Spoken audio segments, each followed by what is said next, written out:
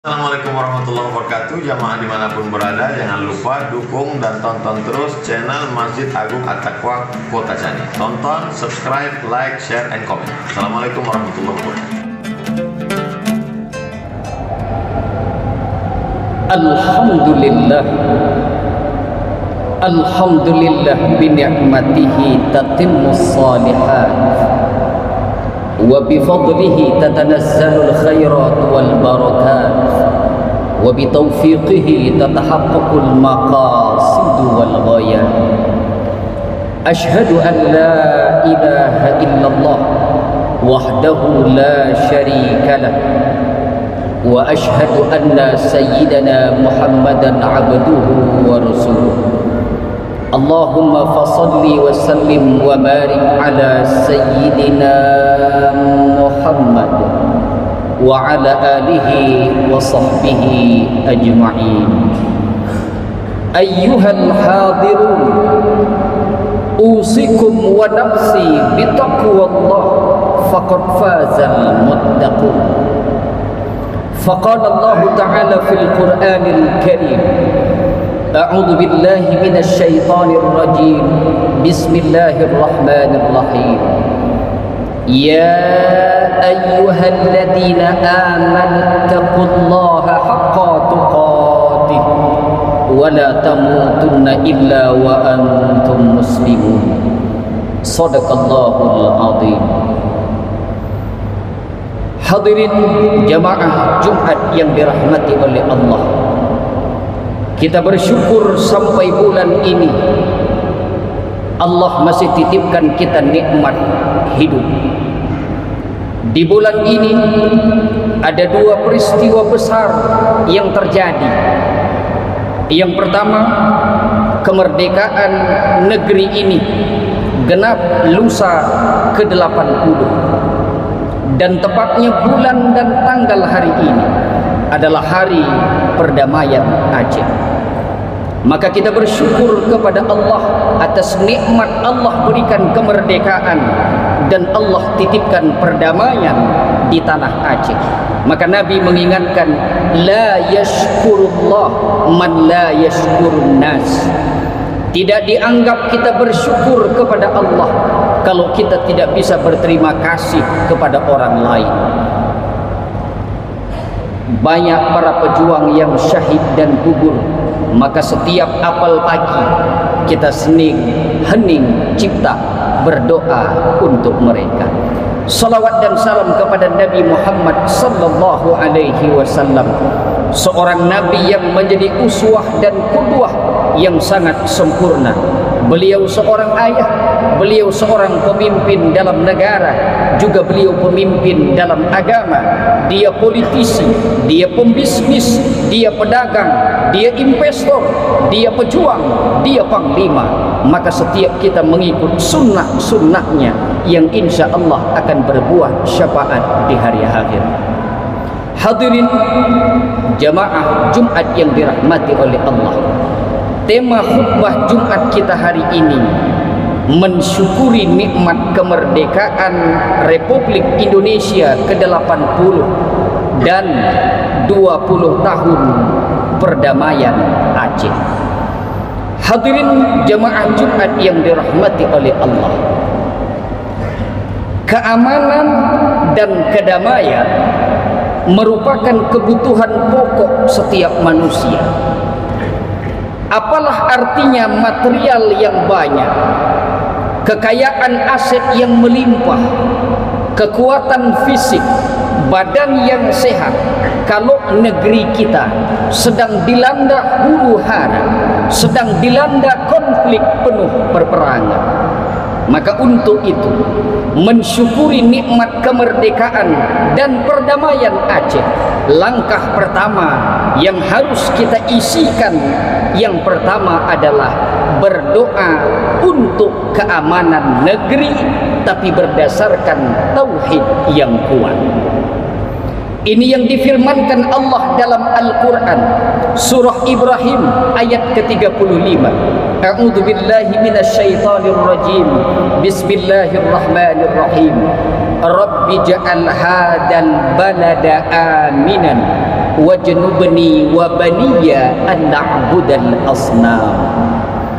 Nabi Ibrahim berdoa, ya Tuhanku, jadikanlah negeriku ini negeri yang damai, aman, sentosa, dan jauhkan diriku beserta anak cucuku dari menyembah berhala. Doa ini diucapkan oleh Nabi Ibrahim ketika meletakkan pondasi peradaban tauhid di kota Makkah. Doa ini singkat tapi syarat akan makna. Seolah-olah Nabi Ibrahim sedang mengajarkan, sebelum membangun negara yang berkemajuan, sebelum bercerita tentang membangun negeri yang sejahtera dan makmur, yang pertama sebagai pondasi harus mampu menghadirkan keamanan dan kedamaian.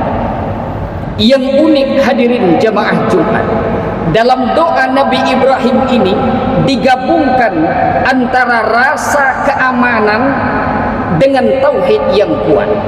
Seolah-olah doa ini sedang memberikan kesan kepada kita, seluruh umat muslim seantero bangsa ini, bahwa pondasi membangun bangsa, sebelum bercerita tentang teknologi yang luar biasa, sebelum memenuhi persenjataan yang kuat untuk keamanan negeri, yang pertama harus kita tanamkan, pondasi membangun bangsa harus punya tauhid yang kuat dan menjauhi segala bentuk kesyirikan.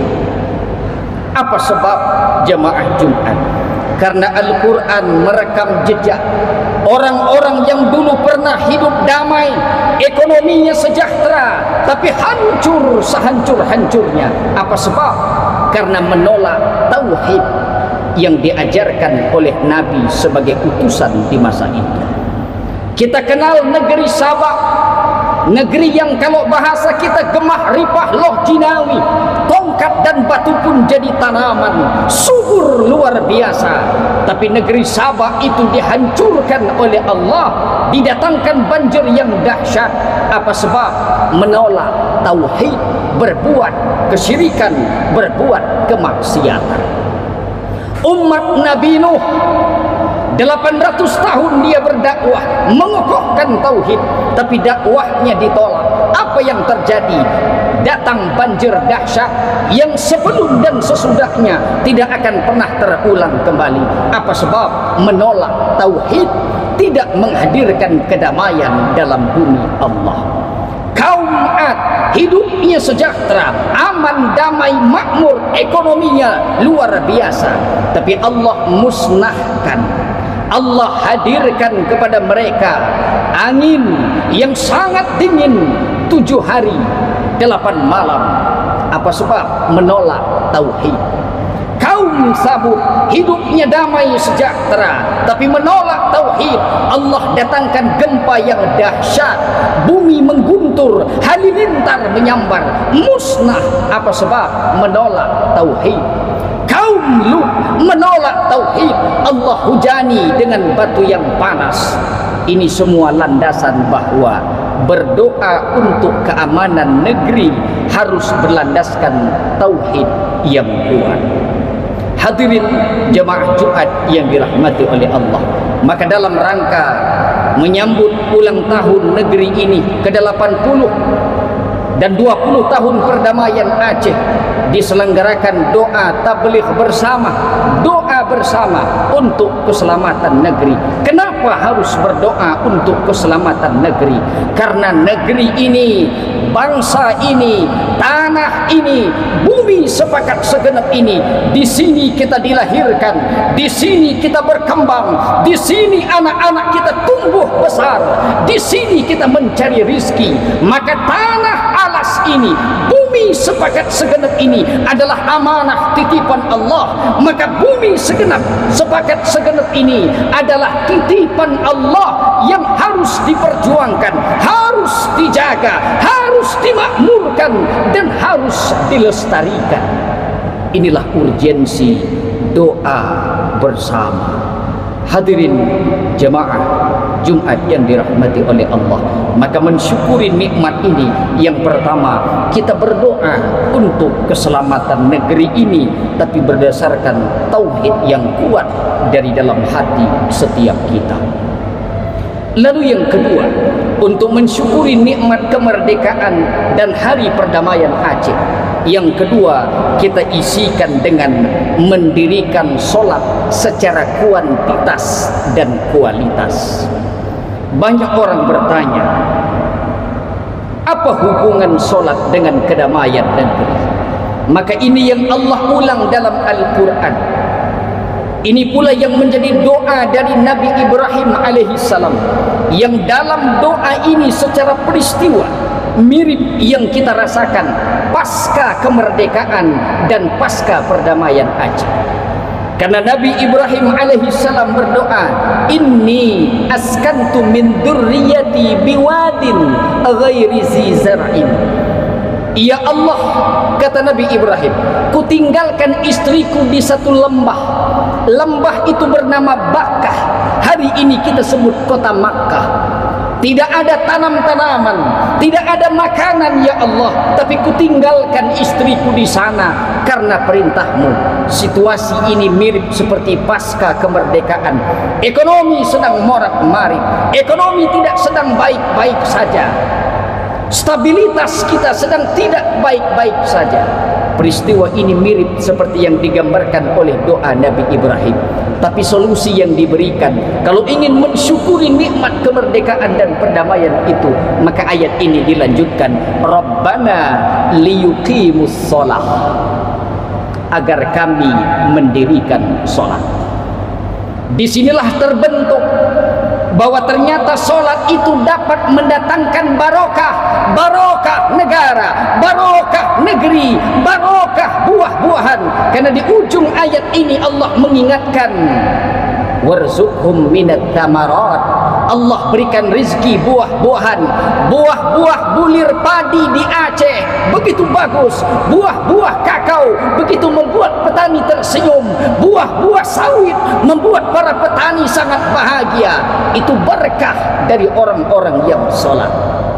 Ada orang yang kritis membantah, bukankah sholat itu kewajiban semata, tidak ada hubungannya dengan rizki dan kebarokahan hidup? Pemahaman ini keliru, saudaraku jemaah Jumat. Karena Allah mengingatkan kita dalam berbagai ayat, wa'mur ahlaka bis sholah wastabir 'alaiha. Allah perintahkan kepada kita, perintahkan keluargamu untuk sholat dan sabar dalam mengerjakannya. Di ujung ayat ini Allah memberikan penjelasan bahwa aku tidak menghendaki rizki darimu, justru aku yang memberikan rizki, kata Allah. Ada hubungan solat dengan keberkahan ekonomi kehidupan bangsa. Di ayat lain kembali Allah ingatkan kepada kita, wa ma khalaqtul jinna wal insa illa liya'budun. Tidak kuciptakan manusia, jin dan manusia kecuali untuk menyembah. Tapi sayang hadirin jemaah Jumat, ayat ini sering disampaikan setengah, hanya sampai ayat ini, padahal penjelasannya ada di ayat selanjutnya. Ma uridu minhum min rizqin. Kata Allah, ku perintahkan engkau menyembahku, ku perintahkan engkau solat. Tidak sedikit pun aku ingin rezeki engkau, aku tidak butuh engkau beri makan, kata Allah. Lagi-lagi solat ini keras erat hubungannya dengan rezeki. Di ayat pendek semua kita menghafal ayat menyebutkan bangsa Quraisy yang ekonominya mapan, bisnisnya lancar, mereka investor. Liila fi Quraisy, orang Quraisy itu berdagang berbisnis dua musim, musim dingin, musim panas. Tapi bukan hasil jerih payahnya negerinya makmur, bukan karena kekayaan alamnya dia sejahtera, tapi yang membuat mereka aman itu ayat selanjutnya menjelaskan, falyabudu rabb hadzal bait, sembahlah Allah yang punya rumah, kalian tetap salat karena lewat salat itu alladzi at'amahum min ju', karena Allah yang mengangkat, Allah yang menghilangkan rasa lapar, wa amanahum min khauf, karena Allah yang mengangkat dan menghilangkan rasa ketakutan dari hati. Ini sebagai dalil betapa solat itu menghadirkan barokah, barokah tanam-tanaman, barokah kehidupan, barokah dalam segala lini dan bidang. Itu tergantung kepada solat. Hadirin jemaah Jumat yang dirahmati oleh Allah. Lalu apa hubungannya mensyukuri kemerdekaan dan perdamaian Aceh dengan solat? Satu sisi Allah mengingatkan, kenapa perperangan terjadi? Kenapa konflik itu timbul? Salah satu faktor utamanya adalah faktor kesenjangan dalam ekonomi. Terlalu tinggi kesenjangan. Kita di tanah ini, tapi hasil tanah ini direnggut oleh orang lain. Ekonomi sedang tidak baik-baik saja. Dan pelaku konflik, pelaku perperangan, cikal bakal itu adalah orang yang sama sekali tidak sholat. Siapa penjajah negeri ini? Orang yang tidak sholat. Maka Allah ingatkan kita Muslim, inna sholata tanha anil fahsya wal munkar, bahwa orang yang mendirikan sholat mencegah dari sumber dosa. Saudaraku jemaah Jumat, sumber dosa hanya ada dua. Kalau bukan fahsya, itu munkar. Maka orang yang sholat istiqamah pasti tercegah dari dua hal ini. Pertama, fahsya, dosa yang sangat buruk, disebut keji. Artinya dosa yang dilahirkan anggota tubuh. Tangan merampas, menjajah, mengambil hak orang lain, namanya fahsya. Mata yang memandang dengan penuh kerendahan, mata yang memandang dengan penuh kehinaan, lisan yang bertutur merendahkan, mengkerdilkan, menjatuhkan, itu dosa fahsya. Kaki yang melangkah ke tempat Allah tak ridha, itu fahsya. Yang kedua, sumber dosa itu munkar. Munkar itu dosa yang diingkari oleh hati setiap manusia. Membunuh, penjajahan, konflik itu termasuk dalam kategori munkar. Maka orang-orang yang mendirikan sholat itu, tangannya, anggota tubuhnya akan tercegah dari dua sumber dosa, fahsya dan munkar.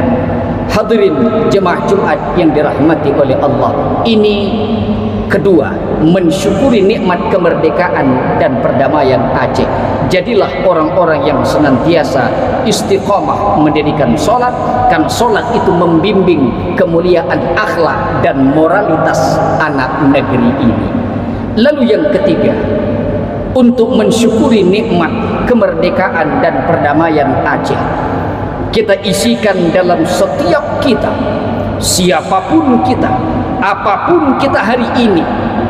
Yang ketiga harus kita isikan, ada muraqabatullah, bahwa Allah sedang memonitoring setiap kita. Allah sedang mengawasi siapapun kita hari ini. Maka pasca kemerdekaan, pasca perdamaian, jadi apapun kita harus ada filter bahwa setiap kita dalam pengawasan Allah. Pencuri yang handal tidak akan semena-mena masuk ke dalam rumah. Apa sebab? Karena ada CCTV yang mengawasi. Kita yang hari ini hidup harus berhati-hati. Apa sebab? Karena Allah mengawasi seluruh aktivitas hidup kita. Maka khatib sering menyampaikan, orang paling bahagia, hidup paling damai adalah orang yang merasa dalam pengawasan Allah. Tapi kalau keluar dari koridor ini, pasti banyak kesengsaraan, banyak kegelisahan, banyak kerumitan hidup yang dialami. Perhatikan saudaraku jemaah Jumat, orang merasa dalam pengawasan Allah itu, maka kalau dia bekerja dan beramal, dia pasti ikhlas karena Allah. Dia tidak mengharap pujian, dia tidak mengharapkan wajah makhluk, dia tidak melakukan pencitraan, tapi beramal, bekerja karena Allah. Kenapa? Merasa dalam pengawasan Allah. Maka hidup paling damai itu orang ikhlas. Ada orang atau tidak ada orang, sama saja. Dipuji orang atau dihina orang, sama saja. Apa sebab? Karena dia ikhlas karena Allah. Lalu yang kedua, kalau hidup ini merasa dalam pengawasan Allah, akan lahir manusia jujur. Saudaraku jamaah Jumat, Muslim itu banyak yang sholat di masjid-masjid di hari Jumat sesak penuh. Yang sholat banyak, yang zakat banyak, yang puasa banyak, yang haji ngantri puluhan tahun. Tapi sedikit jumlah Muslim yang berani jujur melihat dirinya. Kita tidak cerita jujur melihat aib, cacat, kesalahan orang lain, tapi jujur melihat diri kita sendiri. Kalau orang berani jujur melihat dirinya, ini yang mengeluarkan air mata taubat. Kalau orang berani jujur melihat aib, cacat, kekurangannya, ini yang membuat istighfarnya mampu menggetarkan hati, lalu mengeluarkan air mata taubat. Maka Nabi mengingatkan bahwa dalam pengawasan Allah melahirkan sifat jujur.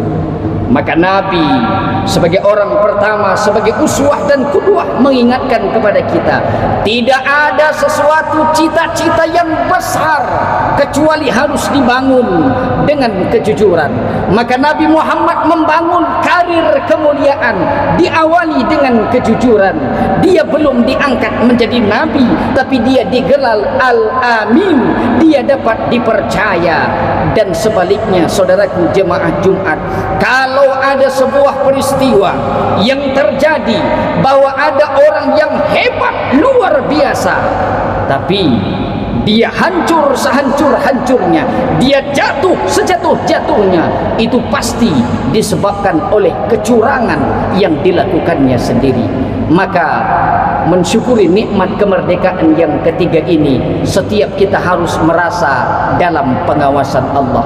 Di masjid merasa dalam pengawasan Allah, tapi di rumah, di kantor harus tetap merasa dalam pengawasan Allah. Kalau merasa dalam pengawasan Allah, maka negeri ini akan damai, aman dan sentosa.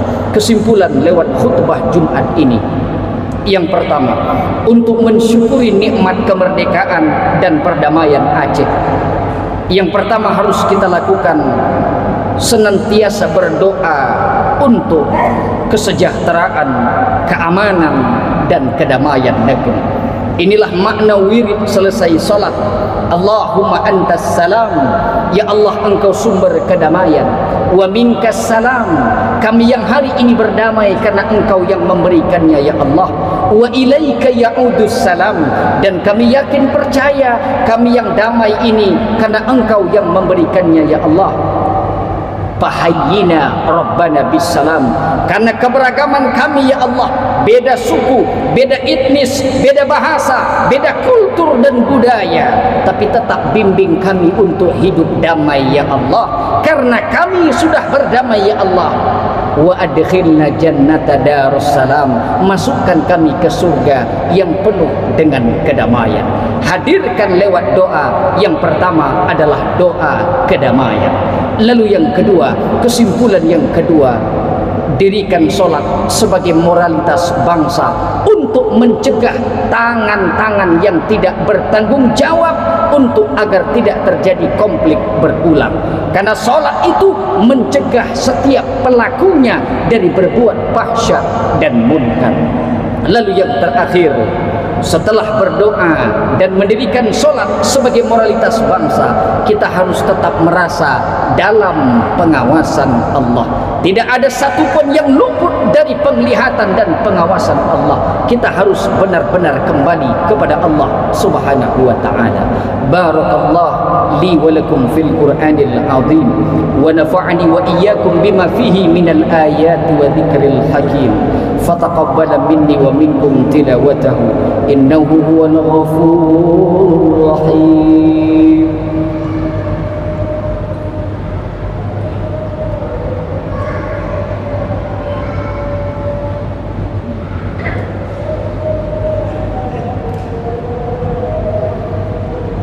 Alhamdulillah bi ni'matihi tatimmus salihat, wa bi fadlihi tatanazzalul khairat wal barakat, wa bi tawfiqihi tatahaqqaqul maqasid wal ghayat.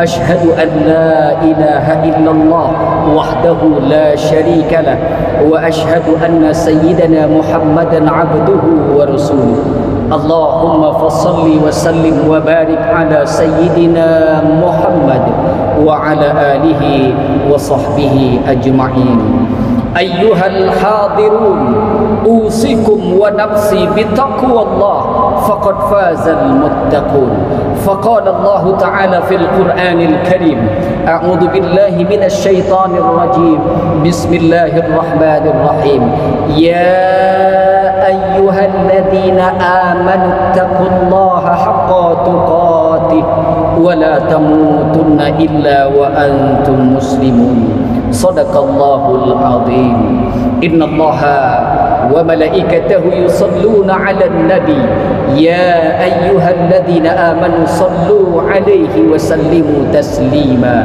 اللهم صل على سيدنا محمد وعلى آل سيدنا محمد كما صليت على سيدنا إبراهيم وعلى آل سيدنا إبراهيم وبارك على سيدنا محمد وعلى آل سيدنا محمد كما باركت على سيدنا إبراهيم وعلى آل سيدنا إبراهيم في العالمين إنك حميد مجيد اللهم اغفر للمسلمين والمسلمات والمؤمنين والمؤمنات وتبع بيننا وبينهم بالخيرات في الحياة وبعد الممات اللهم جملنا بالعافية والسلامة وحققنا بالتقوى والاستقامة وأعذنا من موجبات الندامة إنك لا تخلف الميعاد ربنا هب لنا من أزواجنا وذريتنا قرة أعين